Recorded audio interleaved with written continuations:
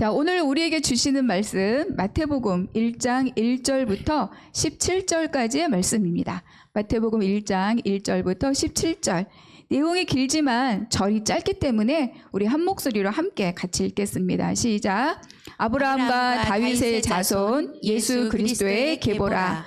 아브라함이 이삭을 낳고 이삭은 야곱을 낳고 야곱은 유다와 그의 형제들을 낳고 유다는 다말에게서 베레스와 세라를 낳고 베레스는 헤스론을 낳고 헤스론은 람을 낳고 람은 아미나답을 낳고 아미나답은 나손을 낳고 나손은 살몬을 낳고 살몬은 라합에게서 보아스를 낳고 보아스는 룻에게서 오벳을 낳고 오벳은 이새를 낳고 이새는 다윗 왕을 낳으니라.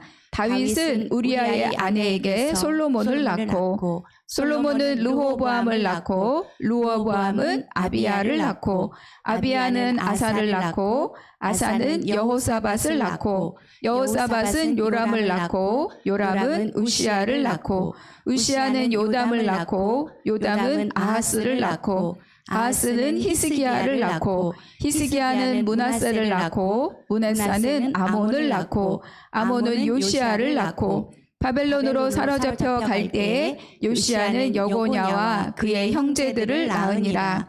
바벨론으로 사로잡혀 간 후에 여고냐는 스알디엘을 낳고 스알디엘은 수룹바벨을 낳고 수룹바벨은 아비웃을 낳고 아비웃은 엘리야김을 낳고 엘리야김은 아수르를 낳고 아수르는 사독을 낳고 사독은 아킴을 낳고 아킴은 엘리웃을 낳고 엘리웃은 엘리아사를 낳고 엘리아사는 mat단을 낳고 mat단은 야곱을 낳고 야곱은 마리아의 남편 요셉을 낳았으니 마리아에게서 그리스도라 칭하는 예수가 나시니라. 그런즉 모든 대수가 아브라함부터 다윗까지 14대요 다윗부터 바벨론으로 사로잡혀 갈 때까지 14대요 바벨론으로 사로잡혀 간 후부터 그리스도까지 14대라. 아멘. 본문 이 족보 성경책 읽어도 그런가 보다 하고 넘어갈 때 많이 있죠. 일일이 이름을 하나하나 이렇게 짚어가면서 읽지 않고 그냥 통으로 넘어가는 경우도 많이 있어서 우리가 한번 이렇게 또 전체 마태복음 1장에 들어있는 전체 족보를 한번 꼼꼼하게 읽어보았습니다. 우리 앞뒤에 옆에 계신 분들 아까 우리 축복했지만 이렇게 한번 인사하면 좋겠습니다. 빛이 있으라. 네. 복이 될지라. 네.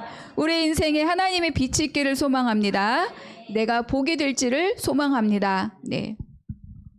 그래서 우리 이 마태복음을 우리가 시작하게 되면서 내 개인의 삶 그리고 내 개인의 여러 가지 형편들이 하나님의 나라 이것과 별개의 것이 아니고 내가 이 땅에서 이미 하나님이 주신 하나님의 나라를 우리가 어떻게 살아갈 것인가를 함께 누리는 복된 시간이 되시기를 주님의 이름으로 축복합니다. 제가 갑자기 이 영화가 생각이 났어요. 아주 오래된 영화인데 친구라는 영화가 있습니다. 여러분 기억하시나요? 보셨나요? 네. 보셨다고 하신 분들은 이미 연배가 꽤 되시는 분들입니다. 이미 20년이 넘은 영화이고요. 그리고 또 몇 년 전에는 그 후속 작품 친구 2가 상영이 됐었어요. 근데 갑자기 그 중에서 어떤 한 장면이 딱 떠올랐어요. 거기 보면 소위 말하는 노는 친구들이 한 무리가 나오잖아요. 나중에 그 친구들 다 이제 거의 뭐 조폭이 되는데 교실에서 교복, 그 당시 교복을 입은 한 학생의 뺨을 선생님이 이렇게 잡아서 흔드는 거예요. 근데 그 배우가 누구였냐면 뺨을 잡힌 배우가 장동건이었고 장동건 젊을 때죠. 이 뺨을 흔드는 이 선생님이 그 요즘 나 혼자 산데 가끔 나오는 그 김광규라고 하는 배우였어요. 근데 갑자기 그 장면이 딱 떠올랐는데 막 이렇게 뺨을 흔들면서 너가 아버지 뭐 하시나? 막 이런 장면이에요. 그랬더니 이렇게 이제 흔들리면서 이 배우가 장의사입니다. 이랬어요. 그때 또 막 더 흔들면서 너가 아버지 죽은 사람 염하면서 그렇게 너 공부시키는데 너는 공부를 이따위로 하냐? 이러면서 막 그 이제 학생을 혼내는 그런 장면이었어요. 제가 왜 그 장면이 떠올랐느냐? 지금 아이를 꾸중하고 있는데 그 앞에 뭐가 나와요? 너가 아버지 뭐 하시노? 그렇죠? 그러니까 그 학생이 다른 직업을 말했다 할지라도 뭐냐면 사회적으로 인정받는 우리 아버지 의사예요. 우리 아버지 뭐 교수예요. 우리 아버지 선생님이에요. 우리 아버지 목사님이에요. 라고 했어도 선생님의 말은 다르지 않았을 거예요. 목사 아들이 아니면 무슨 뭐 선생님 아들이 아니면 그렇게 좋은 기업 다니는 아들이 뭐 이렇게 했을 거라는 말이죠.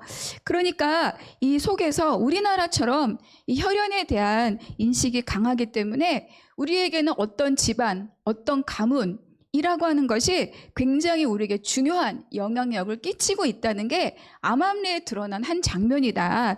이런 생각이 좀 들었습니다. 여기 계신 분들도 너가 아버지 뭐 하시노 소리를 한 번쯤은 들어보셨을지도 몰라요. 그렇죠? 그리고 또 우리가 어딘가에 원서를 쓸 때 옛날에 학교에서 뭐 서류를 쓸 때 뭘 써요? 아버지 직업을 쓰는 난이 있었어요. 아버지 직업. 참 거의 전 세계적으로 유일무이한 그런 서류 작성이 아니었나 이런 생각을 해보게 됩니다. 그런데 유대 사회도 그랬습니다. 그래서 이름을 바로 부르지 않아요. 누구누구의 아들 이렇게 부르죠. 그러니까 바요나 시모나 예수님이 베드로를 이렇게 부르잖아요. 그 요나의 아들 시모나 이렇게 부르는 거죠. 그렇기 때문에 나의 정체성이 단순하게 나 개인 하나로 보여지는 것이 아니라 내가 어떤 조상, 어떤 가문, 어떤 아버지로부터 나왔느냐를 굉장히 중요하게 생각하는 거죠. 그래서 이런 사회에서는 그 가문, 족보라고 하는 것은 자기 정체성을 증명하는 굉장히 중요한 역할을 하는 것이 바로 이 족보입니다. 그래서 오늘 마태복음 바로 이 족보로 시작하잖아요. 근데 이제 마태복음이 어떤 책인가? 마태복음은 신약 성경의 첫 번째 책입니다. 그런데 마태복음이 가장 먼저 쓰여진 책은 아니에요. 물론 학자들마다 조금씩 이견은 있으나 많은 대부분의 학자들이 마태복음이 아니라 마가복음이 제일 먼저 쓰여진 책이라고 많은 학자들이 동의를 합니다. 그럼에도 불구하고 마태복음이 제일 첫 번째 신약 성경의 첫 번째 책으로 위치하게 된 이유가 과연 무엇일까? 우리가 지난 설교에서 복음서 그리고 서신서를 연결해주는 다리와 같은 역할하는 책이 뭐라 그랬죠? 사도행전이라고 말씀드렸어요. 그러면 이 마태복음은 구약 그리고 신약을 연결해주는 또 다른 다리와 같은 역할을 하는 책이 바로 이 마태복음입니다. 그러니까 마태복음은 구약에 있는 약속을 가장 많이 인용한 책이에요. 근데 여러분 유대인은 어때요? 기본적으로 토라를 암송하는 민족입니다. 아이가 5살이 되면 아버지가 무릎에 앉혀서 토라를 암송시키는 것이 유대인들이에요. 그러니까 유대인들은 이 구약에 있는 말씀들을 굉장히 많이 알고 있고 특별히 메시아에 대한 약속의 말씀들을 구구절절히 알고 있는 사람들이죠. 그래서 이 마태복음은 그 구약의 말씀을 굉장히 많이 인용하면서 유대인들에게 하나님의 약속의 말씀이 어떻게 성취되어 가고 있는지 어떻게 성취되었는지를 증명하고 있는 책이 바로 이 마태복음입니다. 그래서 마태복음은 구약과 신약을 연결해주는 다리와 같은 책으로 맨 앞에 놓여지게 된 거죠. 그래서 우리가 이제 마태복음을 읽을 때 3가지의 주제어를 기억하시면 좋겠습니다. 첫 번째 주제어는 왕입니다. 왕. 그리고 2번째 주제어는 하나님 나라입니다. 그리고 3번째 주제어라고 하기에는 조금 문장인데 읽어볼까요? 맨 끝에 거 시작. 세상 끝날까지 너희와 항상 함께. 좀 줄이려고 있으리라를 제가 좀 뺐어요. 왕, 하나님 나라, 너희와 항상 함께 있으리라. 그러니까 왕이라고 하면 예수 그리스도께서 이 땅에 왕으로 오셨다를 말하는 거죠. 오늘 본문은 아니지만 마태복음 2장 2절에 보면 유대인의 왕으로 나신 이가 어디 있느냐? 이 한마디가 예루살렘을 발칵 뒤집어 놓습니다. 그리고 어마어마한 돌풍을 일으키죠. 그러니까 그분은 왕으로 오셨다. 근데 그분이 어떤 왕이신지를 마태복음은 증거하고 있습니다. 2번째 주제요. 하나님 나라. 자, 하나님 나라라고 하면 예수 그리스도가 이 땅에 오신 것 자체, 예수 그리스도가 이 땅에 오심이 바로 하나님 나라가 임하셨음을 말한다라고 알려주는 거죠. 예수님의 세례를 받으시고 그리고 뭐 하셨죠? 40일 금식하시고 광야에 나가셔서 사탄의 3가지 시험을 받으십니다. 그리고 나서 본격적으로 사역을 시작할 때 첫 마디가 회개하라. 천국이 가까이 왔느니라. 이 선포가 바로 예수 그리스도가 이 땅에 오심이 곧 하나님의 나라가 임하심이다를 우리에게 말해주는 거죠. 그러니까 이 하나님의 나라, 마태복음의 언어로는 천국, 하늘나라, 이 나라가 어떤 나라냐, 그것을 향해서 시작하고 있는 것이 바로 이 족보입니다. 3번째 주제의 문장, 세상 끝날까지 너희와 항상 함께 있으리라. 이거는 마태복음의 마지막 장, 몇 장이죠? 28장. 거기에 마지막 절의 마지막 문장입니다. 그러니까 근데 너희와 항상 함께 있으리라 라고 하니 마치 예수님의 또 다른 이름 임마누엘이 기억나지 않으십니까? 그래서 이 땅에서 하나님 나라를 살아가는 하나님의 백성들에게 함께 하시겠다라고 하는 약속이죠. 그러니까 왕의 나라에서 왕의 백성들이 어떤 삶을 살아야 되는지를 예수 그리스도가 보여주시고 그 삶을 살아내도록 하신다는 거예요. 근데 알아서 잘 살아라 이게 아니고 버리지 않고 떠나지 않고 그리고 지키고 보호하시겠다라고 하는 약속의 말씀입니다. 이 말씀을 듣고 나니까 너무 안심되지 않습니까? 내가 혼자 사는 게 아니다 이렇게 알 수 있는 거죠. 그리고 또 이 마태복음의 시대적 배경을 살피는 것도 중요합니다. 왜냐하면 그 시대에 그 사람들이 살고 있는 거죠. 여러분 오늘을 살고 있는 우리와 100년 전을 살고 있는 사람들과는 가치체계가 달라요. 생활 습관만이 아니라 가치체계가 다르죠. 그러니까 이 마태복음을 듣고 읽을 수밖에 없었던 그 당시의 사람들이 어떤 시대에 살았는가, 이 복음서를 듣는 그 사람들이 어떤 컨텍스트 안에 있었는가를 우리가 아는 것이 이 책을 이해하고 그리고 이 책을 읽고 적용하는 굉장히 중요한 바탕이 될 것입니다. 잘 알고 있는 것처럼 이스라엘은 남북으로 나뉘어졌죠. 솔로몬 이후에. 그래서 북이스라엘과 남유다. 그래서 북이스라엘은 BC 722년 아수르라고 하는 나라에 의해서 역사에서 사라집니다. 먼저 북이스라엘이 망해요. 그리고 한 120, 30년 뒤에 BC 586년에 남유다, 다윗의 왕조로 이어지는 남유다까지도 3차에 걸친 바벨론 공격으로 결국 무너지게 되는 거죠. 그리고 이제 잘 알고 있는 바벨론 포로 시기가 시작이 됩니다. 근데 이 바벨론이 그렇게 강성한 나라지만 오래가지 못해요. 그래서 바벨론을 누가 멸망시키냐? 바하사, 페르시아, 바하사라고 하는 나라가 또 이 바벨론을 점령합니다. 이 바벨론의 이방 왕인데 고레스라고 하는 왕이 이제 3번에 걸쳐서 이스라엘 백성들 포로로 끌려왔던 자들을 다시 팔레스타인 가나안 지역으로 돌아가도록 귀한 명령을 내리죠. 그래서 뭐 수룹바벨이나 느헤미야나 이런 사람들이 인솔자가 되어서 다시 이스라엘로 돌아오는 그런 역사가 있었습니다. 그렇다면 이 바사가 또 오래 가느냐? 그렇지 않아요. 이 바사를 헬라가 점령합니다. 그리고 또 이 헬라를 누가 또 점령합니까? 로마가 점령하는 거죠.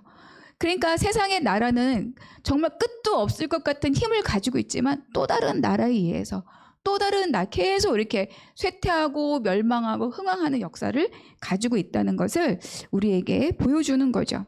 그래서 예수님이 태어나는 이 시기와 그리고 나중에 마태복음이 기록되는 이 시기는 바로 로마라고 하는 나라의 지배를 받는 그런 시기였습니다. 그런데 왜 이렇게 쭉 북이스라엘이 멸망한 것부터 지금까지 이렇게 살펴보면 이스라엘과 이 유대인들은 포로기에서 돌아와서 성전도 다시 짓고 성벽도 재건하였지만 그리고 잠시는 이스라엘의 나라를 회복시키는 것 같았지만 결과적으로 완전히 독립된 정치 체계를 가진 적이 없다라고는 거예요. 그러니까 결국 돌아왔어도 헬라로 로마로 계속 지배받는 삶을 살았다는 거죠.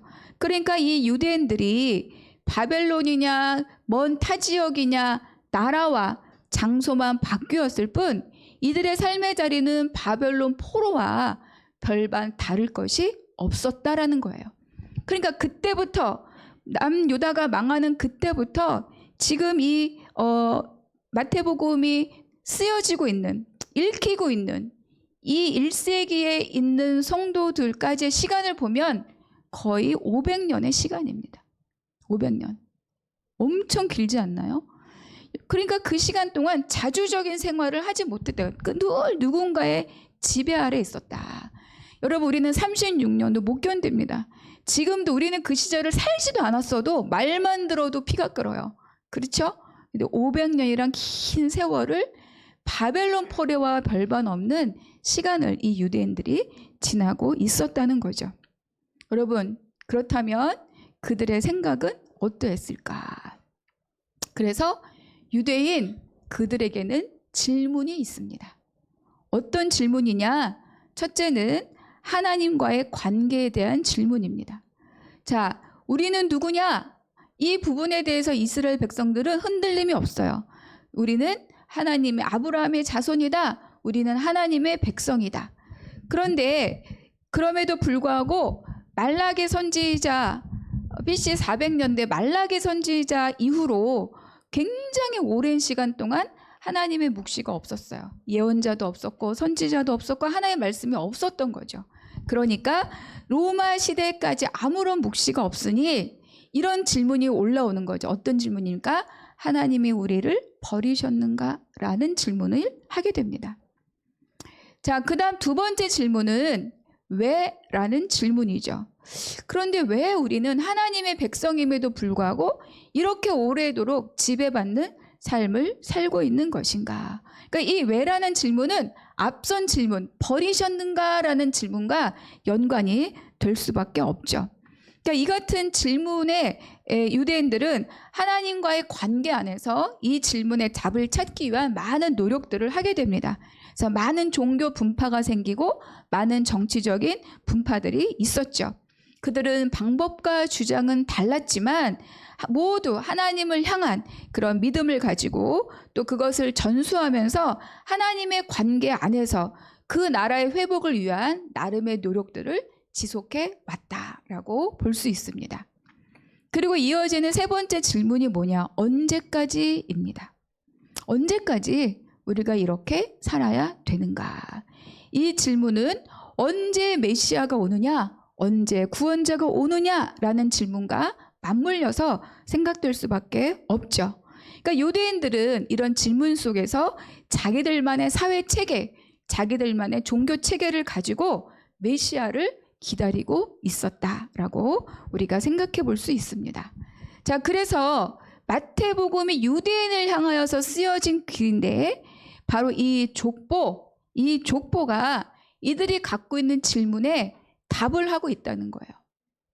첫 번째, 어떤 질문에 대한 답이냐? 하나님이 우리를 버리셨는가에 대한 답입니다. 자, 1절 우리가 한번 같이 읽겠습니다. 1절 시작. 아브라함과 다윗의 자손 예수 그리스도의 계보라.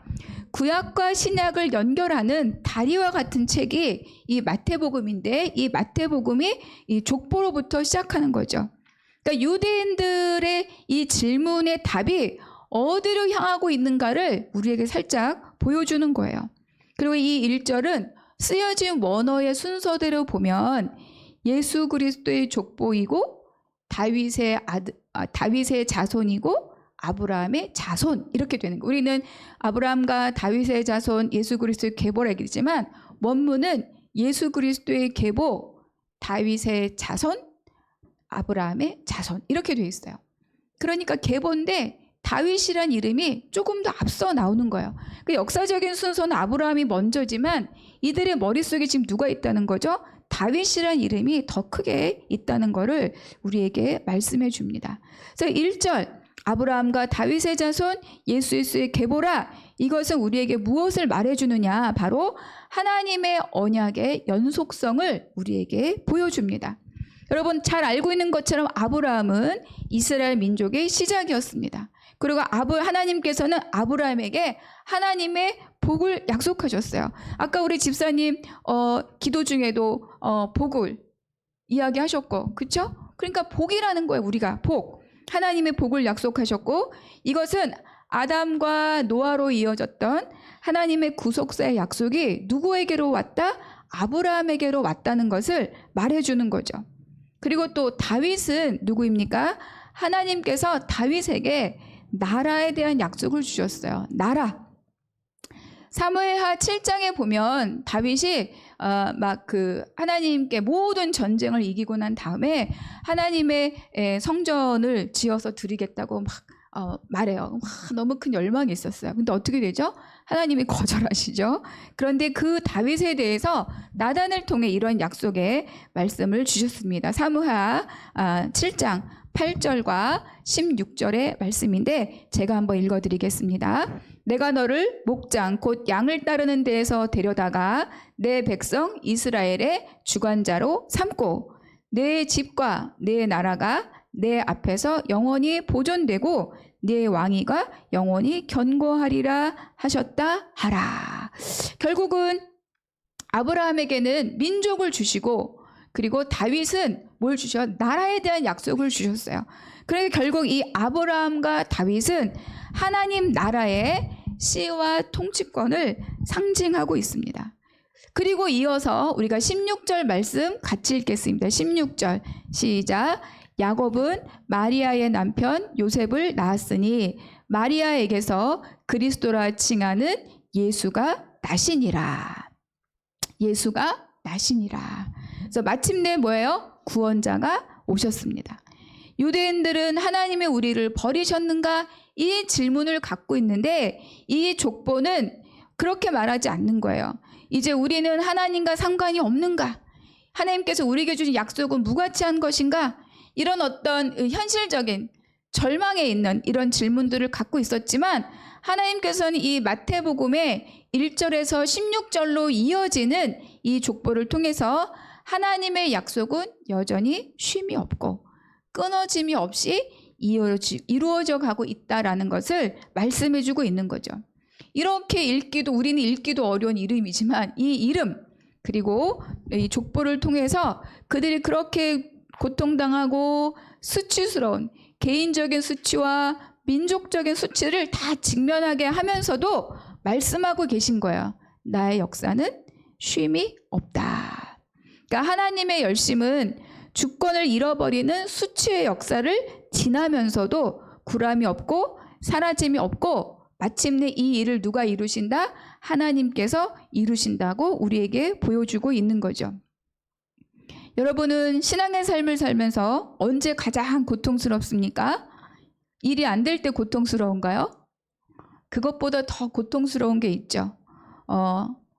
하나님과 내가 상관이 없는 것 같을 때, 하나님이 나를 돌보지 않으시는 것 같을 때, 나는 여기서 지금 죽을 맛인데 하나님 계속 딴 데만 찾아다니시는 것 같을 때, 이때가 가장 신앙의 위기인 경우입니다. 사실 그래서 하나님이 우리를 버리셨는가라는 이 질문은 유대인만의 질문이 아니에요. 오늘 우리의 질문이기도 하죠. 그런데 하나님께서 이 마태복음 첫 장을 열게 하시고 그것을 통해서 그들에게뿐만 아니라 우리에게도 말씀하십니다. 뭐라고요? 나의 역사는 쉼이 없다. 여러분, 내 인생 족보에도 막 꺼내서 보여주고 싶은 것보다는 오히려 감추고 싶은 것이 더 많을 수도 있습니다. 그러나 그런 시간을 지나서 우리가 지금 여기에 있는 거죠.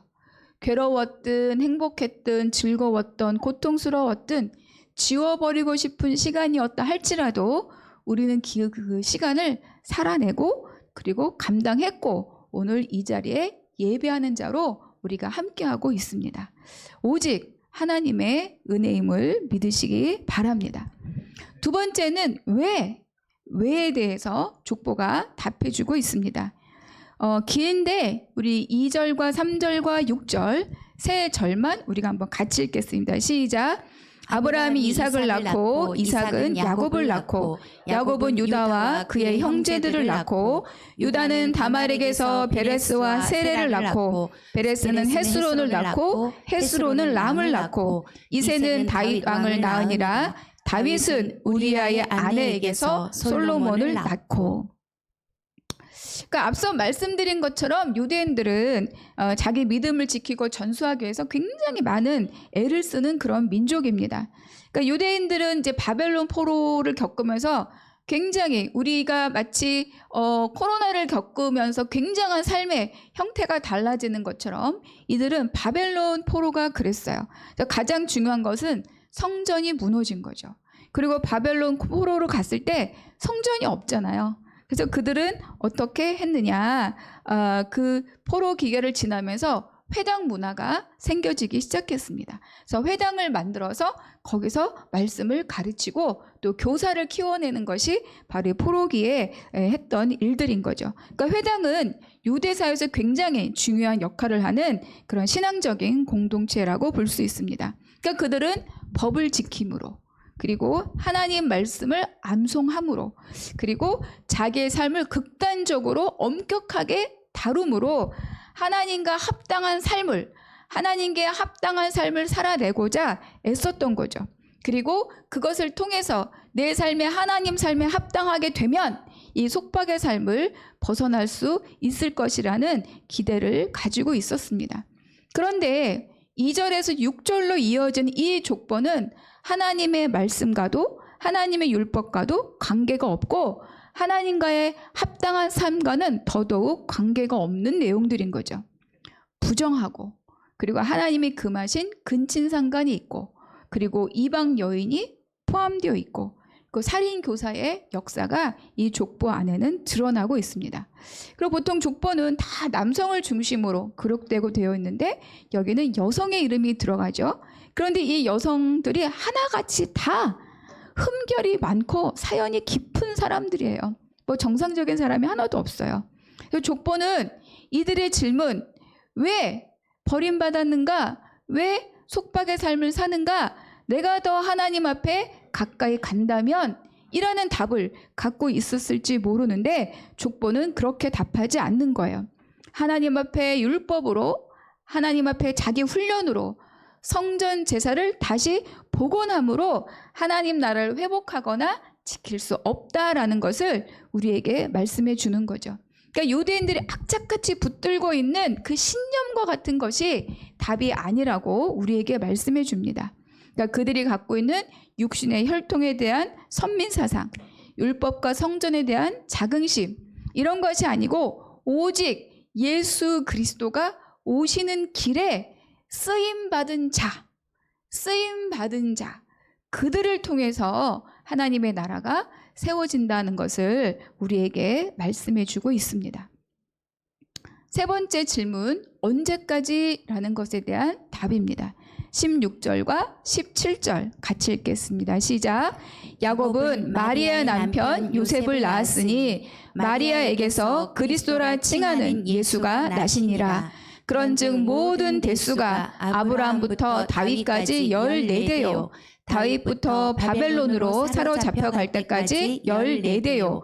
바벨론으로 사로잡혀 간 후부터 그리스도까지 14대더라. 그러니까 유대인들은 언제까지 이렇게 속박받는 삶을 우리가 살아야 할 것인가, 언제까지 메시아를 기다려야 하는가에 대한 질문을 답하기 전에 마태복음이 기록된 시기를 잠시 생각해 보면 좋겠습니다. 사실 이 성경 책 한 권 한 권이 언제 기록되었느냐는 어떤 거 하나를 분명하게 말하기가 굉장히 어려워요. 그래서 학자들마다 또 많은 시간차를 두고 주장을 합니다. 그러니까 어떤 학자는 AD 50년에서 70년 사이, 또 어떤 학자는 성전이 무너진 70년부터 100년 사이, 그러니까 얼추 50년을 사이에 두고 마태복음은 기록되었다라는 주장을 갖고 있죠. 그러니까 넓게 보면 50년 사이에 이 마태복음이 기록이 되었는데 무엇을 말합니까? 언제까지라고 하는 이들의 질문에 대해서 이미라고 답을 하고 있는 거예요. 이미 예수 그리스도가 오셨고 이미 예수 그리스도 십자가 부활과 승천으로 다 이루셨다라고 이미라고 말해주고 있는 거죠. 단지 유대인들은 그들이 성전, 그들이 율법, 그들이 제사, 그들의 혈통, 그들의 가문 이거를 붙들고 있느라고 벌써 이루신 하나님의 나라를 보지 못했다라고 우리에게 이야기해주고 있습니다. 여러분, 예수를 믿는 우리에게 이미 하나님의 나라가 임했음을 믿으십니까? 아멘. 그러니까 마태복음은 유대인을 향한 길입니다. 그래서 굉장히 유대적 요소, 아브라함, 다윗, 또 뭐 누가 낳고 족보, 그럼에도 불구하고 굉장히 반유대적인 내용을 담고 있죠. 그러니까 족보로 시작하니까 우리가 얼핏 생각할 때는 예수 그리스도의 혈통을 증명하려나 보다 이렇게 생각할 수 있는데 사실 그렇지 않아요. 뭐냐면 유다의 자손으로 쭉 흘러왔지만 유다의 자손은 요셉에서 끝납니다. 그리고 마리아로부터 그리스도가 났다 이렇게 말하는 거죠. 그러니까 유다의 자손은 요셉이지만 요셉의 아들의 모양을 하고 있으나 예수 그리스도 탄생은 요셉과 관계가 있습니까? 없습니까? 없어요.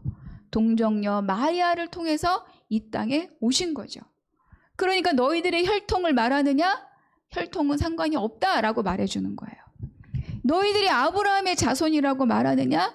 돌들로도 소리 지른다고 예수님이 말씀하셨어요. 그렇죠? 그러니까 하나님의 선민이라고 하는 이것으로 때로는 이것이 자기를 지키는 자부심이 들 수 있지만 그것이 교만이 되어 있는 그들에게 500년 가까운 이 속박의 역사를 직면하게 하는 거죠. 그래서 무엇을 말해줍니까? 아브라함의 자손이 무엇이냐? 아브라함의 자손. 다시 한번 해볼까? 아브라함의 자손. 이것은 아브라함에게 주신 하나님의 복. 이 복으로 쓰임받는 자가 아브라함의 자손이다. 이렇게 우리에게 말씀해 주는 거죠. 그렇다면 다윗의 자손은 뭐냐?